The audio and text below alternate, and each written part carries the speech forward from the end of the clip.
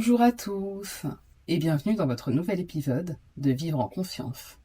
Un podcast dédié à celles et ceux qui ont envie de mieux se comprendre, de mettre un peu plus de clarté dans leurs émotions et surtout un peu plus de confiance dans leurs relations, en commençant par celles qu'ils entretiennent avec eux-mêmes.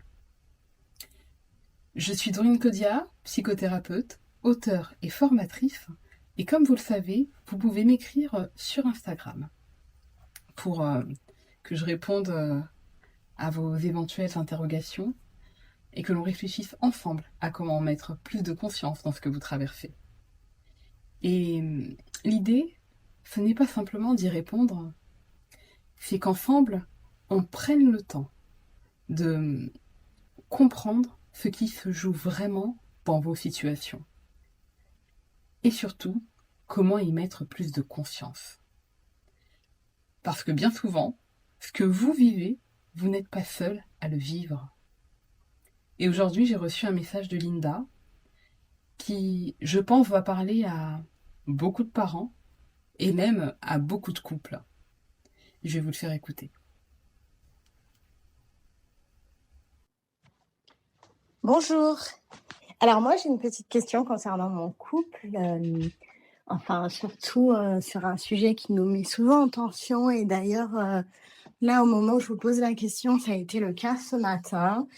Je me demande comment faire en couple quand, écoutez, on a les mêmes valeurs sur l'éducation des enfants, mais ça n'empêche que bien souvent, la façon de mon mari de reprendre les enfants, d'intervenir entre nos 2 enfants quand il y a des chamailleries et tout, je la trouve pas adaptée.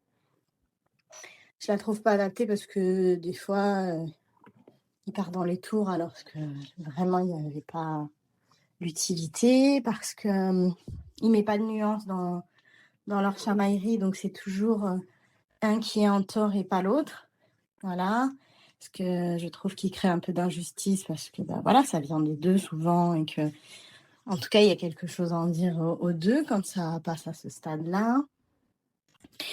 Et donc du coup, moi j'ai grandi avec, cette consigne un petit peu, où on vous dit qu'il faut pas intervenir devant les enfants, contre un autre parent si on n'est pas d'accord et qu'il faut le faire en off. Mais j'ai du mal à appliquer ça et ça me questionne souvent. J'ai l'impression de mal faire et en même temps j'ai l'impression de bien faire en tant que mère. Pourquoi je dis ça? Parce que j'aimerais ne pas intervenir devant les enfants parce que, voilà, il y a cette consigne un peu implicite de la société qui dit que ça va mettre de la confusion, que les enfants, ils vont pouvoir jouer de ça en se disant: «Maman, elle est comme ci et papa comme ça».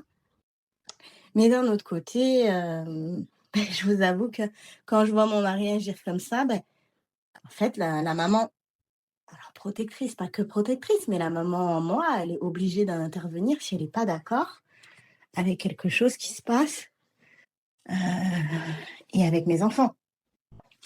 Donc voilà, je suis souvent, embêtée de cette question-là et surtout, aujourd'hui, je vous pose la question de que faire? Parce que, ça crée des tensions dans notre couple où forcément, alors parfois mon mari il décharge, je vois bien que c'est pas contre moi, mais des fois je vois aussi que c'est contre moi, où finalement une dispute qui avait commencé entre 2 frères, va faire que le père va s'en mêler pour un petit peu, apaiser les choses, ce qui ne va pas fonctionner.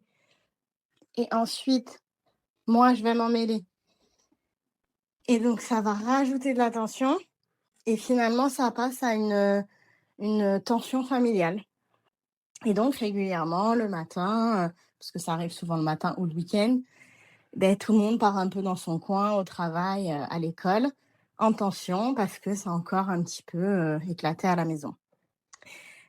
Donc, ma question, c'est comment faire pour sentir que je prends mon rôle de mère et que j'interviens pour mes enfants quand je sens que ça a du sens, tout en faisant en sorte que, ça ne crée pas de tension avec mon mari, parce que l'air de rien, c'était à la base que des chamailleries d'enfants.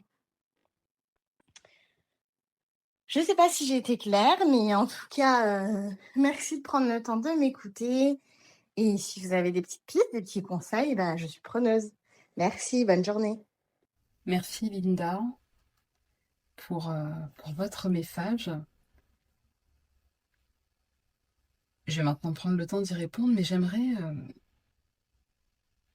que vous qui m'écoutez, vous restiez avec moi jusqu'au bout, parce que derrière cette situation, il n'y a pas seulement une question d'éducation, il y a toute une dynamique de couple, des mécanismes psychiques et une boucle qui se rejoue souvent sans que l'on en ait forcément conscience. Et peut-être que vous allez vous reconnaître, vous aussi. Alors, imaginez la scène. Deux enfants qui se chamaillent. Bon, rien de plus classique. Le ton monte un peu. Ça commence à s'agiter. Le père intervient rapidement, et de ce que j'entends, ce que vous dites, Linda, de manière tranchée. Peut-être un peu trop forte à votre goût. Et certainement que c'est là que vous sentez quelque chose en vous. Peut-être une tension, un inconfort, une forme d'injustice. Et donc, même sans vraiment réfléchir, ce que j'entends, c'est que vous intervenez. Et à ce moment-là, ce ne sont plus les enfants qui sont au centre. Je crois qu'on peut dire que c'est vous deux. Vous ressentez une injustice, vous intervenez face à votre partenaire.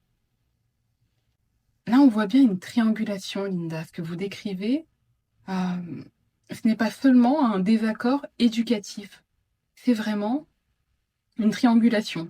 C'est-à-dire que vos enfants, sans le vouloir, ils se retrouvent au milieu de quelque chose qui vous appartient à votre conjoint et vous, qui ne leur appartient pas. Au départ, ils se chamaillent. On est d'accord? Et très vite, ils deviennent le support d'une tension entre vous, entre votre partenaire et vous. Et c'est ça qu'il est important de comprendre, je pense, parce que on peut dire, et encore avec des nuances, que les enfants déclenchent le conflit, mais c'est le couple qui le prolonge. On rentre dans une boucle interactionnelle. Et c'est là qu'on arrive au cœur d'un mécanisme. Quels Ce que sont vous les mots qui viennent décrivez, derrière? c'est vraiment une boucle. Les enfants chamaillent, le père intervient, vous ressentez voilà, une injustice, un inconfort, de la colère. Vous intervenez, et lui, il se sent remis en question, donc il réagit, et la situation devient un conflit conjugal. Chacun pense réagir à la situation des enfants. Chacun pense réagir face à ce qu'ils ont perçu, voilà, de ce qui se passait entre les enfants. Mais en réalité, et vraiment c'est la question que je vous invite à vous poser, vous réagissez peut-être aux réactions de l'autre. Et se poser la question de cette manière, je trouve que c'est assez fondamental, parce que ce ne sont pas les conflits qui posent problème, toujours, c'est ce que je dis, c'est les réactions qui s'activent entre elles. Et ce que ça active en vous, Linda, c'est que vous intervenez pas seulement autour du désaccord, vous intervenez par rapport à ce qui est activé, par cette émotion très forte en vous. Il reprend les enfants sur quelque chose que vous lui reprochez aussi. Il reprend les enfants sur... alors, vous n'avez pas donné d'exemple, mais je ne sais pas, je vais en donner un au hasard. Un enfant laisse traîner ses affaires, votre partenaire le reprend, mais en fait, vous passez votre temps à lui dire de ne pas laisser traîner ses affaires. Donc, il reprend l'enfant sur quelque chose que, voilà, vous-même, vous lui reprochez. Donc, c'est encore plus fort. Il ne voit pas chez l'autre, et d'ailleurs, ça nous arrive à tous, on a du mal à voir chez l'autre ce qui nous appartient. Nos enfants agissent beaucoup en miroir, par imitation, voilà, ils vont attraper certains de nos comportements dont on n'a pas forcément toujours conscience, et ils vont nous les renvoyer d'une certaine manière. Ils font en miroir avec nous. Et Et voilà, ça peut susciter effectivement, quand l'autre vient pointer ça, une émotion très forte, un sentiment d'injustice et surtout une impossibilité de ne pas agir. Comme si vous n'interveniez pas, vous mettiez vos enfants en danger. Alors c'est peut-être le cas dans certaines situations, par contre, hein, je tiens vraiment à le souligner, à le préciser, dans certaines situations, si l'enfant court un potentiel danger, il n'y a pas de négociation possible. Il faut intervenir. Euh, mais dans ce que vous décrivez, voilà, j'entends autre chose. Vous réagirez s'il s'agit d'une incompréhension. Et peut-être d'ailleurs, vous qui nous écoutez, vous pouvez vous poser la question, est-ce que ça vous arrive à vous aussi euh, de savoir que vous pourriez laisser passer quelque chose que vous voyez dans ce type de situation, mais vous vous dites à l'intérieur de vous, non, là, c'est pas possible. Je peux pas laisser passer ça. Je peux pas laisser passer ça parce que c'est pas cohérent, parce que c'est injuste. Et si c'est le cas, c'est que vous ne réagissez pas seulement à la situation, vous réagissez à ce que ça vient toucher en vous, à quelque chose de plus profond. Parce que derrière chacune de nos réactions se cache un autre mécanisme, je ne cesserai de le répéter, quelque chose qui nous appartient à nous. Et là, visiblement, pour vous, Linda, il y a une sensibilité à l'injustice, un besoin de nuance, quelque chose, peut-être dans l'histoire personnelle qui n'a pas été entendu, respecté ou régulé, alors dans l'histoire personnelle ou dans l'histoire du couple. Et aujourd'hui, vous ne pouvez plus laisser passer. Effet entendable. Et ça vous questionne parce que vous sentez bien que c'est pas toujours ajusté sur un plan éducatif pour vos enfants. Mais pour rester aligné avec vous-même, euh, vous allez au bout. Vous allez au bout parce que ne rien dire, justement, ce serait rester dans l'inconfort, rester rester dans une absence d'alignement, tout simplement. Mais évidemment, c'est pas OK. Mais il se joue autre chose en face. Dans un conflit, on est deux, donc voilà, Linda, vous intervenez. Votre conjoint, lui, de son côté, peut-être que quand vous intervenez, déjà, il ne voit pas forcément une mère qui protège. Il peut plutôt ressentir une remise en question, une perte, ou en tout cas un sentiment de perte de légitimité, une atteinte même dans sa place de père. Et là, on touche quelque chose de très fort, l'atteinte narcissique. C'est-à-dire, je ne suis pas reconnue dans ma manière d'être parent. Et ça, en fait, pour tous les parents, je crois qu'on peut se dire que c'est douloureux. Et quand cette atteinte narcissique est activée, soit il monte, soit il se ferme, soit il vous renvoie l'attention. Les deux fonctions s'opposent. Et si on prend un peu de recul, on voit d'un côté, lui, le cadre, l'autorité, la séparation, et vous, le lien, la régulation, la nuance. Aucune de ces fonctions n'est mauvaise. Mais le problème, c'est qu'elles ne sont pas coordonnées. Et puis derrière ça, il y a autre chose. Je crois encore de plus profond et en même temps de plus silencieux qu'on garde vraiment à l'intérieur, c'est la question de la confiance. Quand vous intervenez, il peut, lui, y voir inconsciemment que vous ne lui faites pas confiance pour gérer. Et d'ailleurs, peut-être que vous le dites, je ne lui fais pas confiance pour gérer. Et quand la confiance est fragilisée, c'est le contrôle qui prend la place. Quand la confiance est fragilisée, c'est le contrôle qui prend la place. Et donc là, on arrive vraiment sur un point clé. Parce que ce type de situation, encore une fois, ne relève pas uniquement d'un problème d'éducation. Il relève aussi d'un manque de communication en amont. En amont. Ça veut dire que vous n'avez pas suffisamment peut-être construit une manière commune de gérer ces moments. Et du coup, vous communiquez dans l'action, dans la réaction, dans l'attention. Et, et ça, c'est une j'ai pas envie de dire, c'est une manière de fonctionner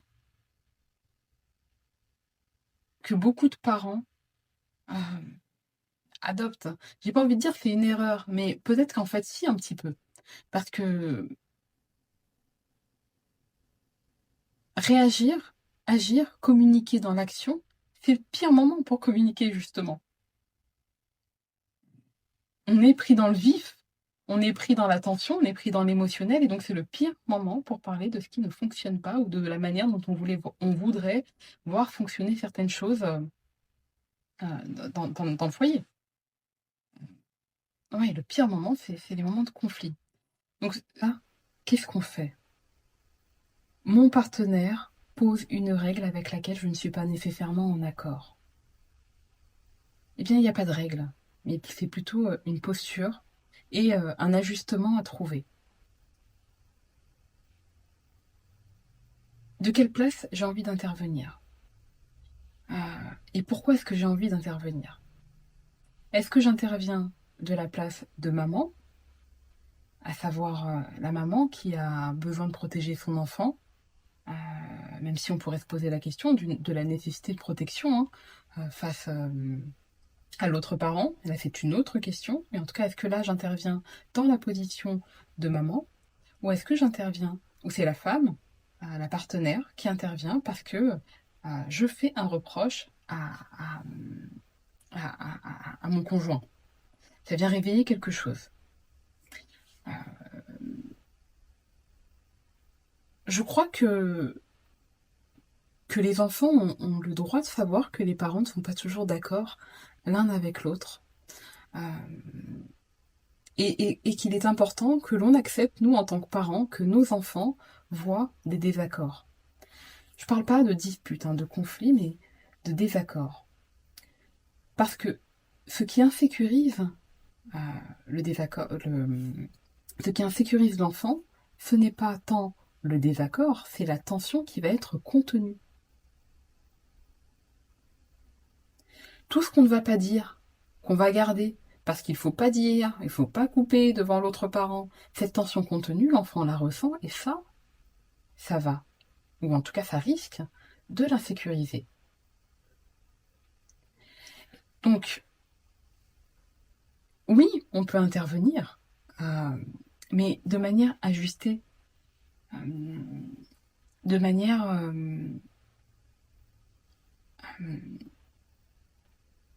à ne pas mettre les enfants en porte-à-faux. On ne vient pas, en tout cas dans l'idéal, brusquement couper le parent dans son intervention auprès de l'enfant. On vient plutôt adoucir.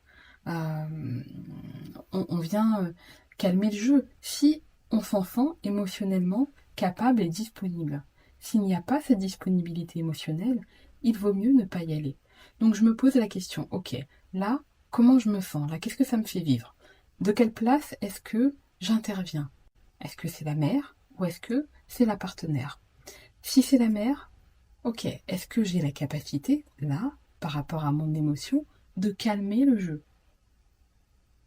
Et auquel cas, j'interviens, mais j'interviens dans l'idée de calmer le jeu. Et ça, je pense que c'est à chacun, dans son environnement, de voir, on communique chacun à notre manière, comment est-ce que vous calmez le jeu avec votre enfant?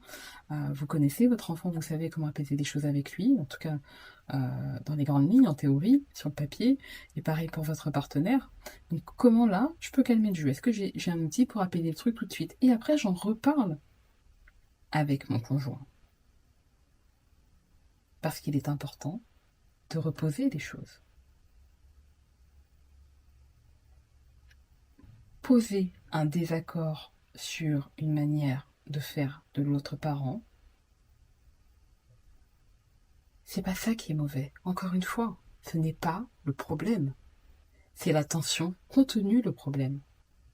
et le manque de communication en amont. Si on arrive à ce désaccord-là, parfois c'est parce qu'on n'a pas suffisamment mis les choses au clair en amont, sur notre manière, sur la manière dont on veut accompagner nos enfants. Voilà. En tout cas, peut-être que les enfants sont le révélateur de la manière dont vous êtes en lien. Si souvent vous sentez que vous avez cette envie d'intervenir quand votre partenaire agit auprès des enfants, a un comportement qui ne vous convient pas, peut-être que ça vient parler d'autre chose dans le lien à votre partenaire. Ça vient parler de quelque chose au sein du couple. Ou encore, alors quand je dis quelque chose au sein du couple, c'est pas forcément un dysfonctionnement au sein du couple, mais c'est des reproches que l'on se fait déjà peut-être au sein du couple. Des comportements que l'on se fait déjà au sein du couple. Que là, on est dans une boucle de répétition, comme je l'ai déjà dit. Je vais essayer de ne pas me répéter. Et vous qui m'écoutez, est-ce que le conflit de vos enfants devient parfois le vôtre? Est-ce que vous arrivez à rester une équipe même quand vous n'êtes pas d'accord? Je serais ravie de lire vos commentaires, vos partages, parce que je crois vraiment qu'on traverse tous des situations à peu près similaires, de près de loin. Et déjà savoir que l'on n'est pas seul, ça rassure les humains que nous sommes. Mais au-delà de ça, ça permet aussi de grandir et de mettre de plus en plus de confiance. Voilà. Si cet épisode vous parle, vous pouvez m'écrire sur Instagram et peut-être que votre question sera le point de départ d'un prochain épisode. On continue à mettre de la confiance ensemble. Merci de m'avoir écouté. À très vite dans un nouvel épisode de Vivre en confiance.